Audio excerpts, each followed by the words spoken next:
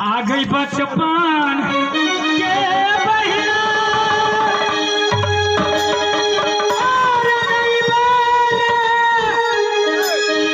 चंद्रलेखा आय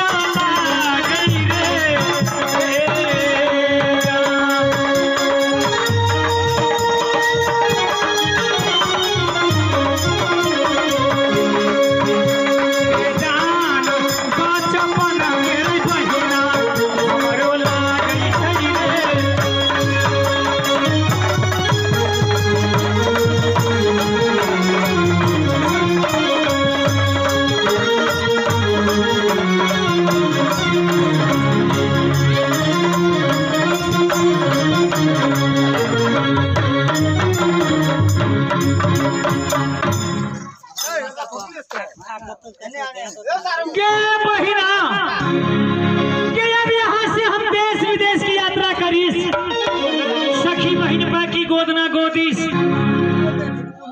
और यहाँ से देश विदेश जाई मेलो जाए के बा मास्टर साहब और जो बिहार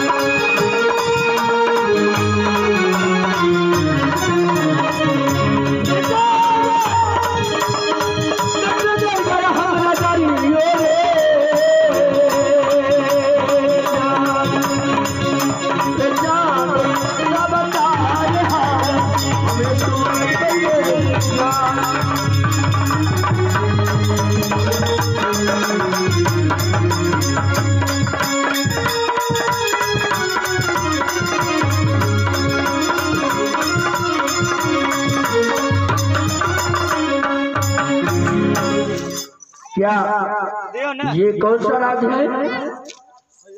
ये कौन सा राज है? सबसे पहले तू ये बता, तू कहाँ के रहे वाला है? मैं तो कर्नाटक घर की रहने वाला हूँ। का बोलो भैया? कर्नाटक घर जाती हो? कर्नाटक के रहने वाले है? हाँ। का नाम हो? मैं कर्नाटक घर की राज महामंत्री हूँ। मंत्री? हाँ, चंद्ररेखा कुमारी को मुझे मिलना है।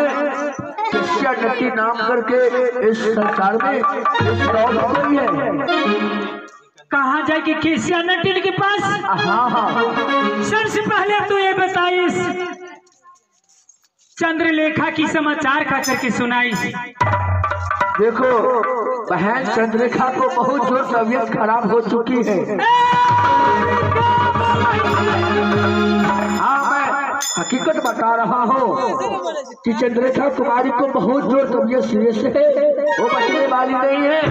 वो मुझे बताइए कि भैया आप यहाँ से मेरा बहना रहती है, वो झारखंड नटवरगढ़ में, उनको मेरे बारे में सारे भेद बताना और मेरी बहना को कह देना अगर मेरी शक्ल दिखना है तो आपको साथ आएंगे तो मैं अपनी शक्ल दिखने दूंगी, नहीं तो मैं मर जाऊंगी, तो मुझे बहना से रिश्ता टूट जाएगी।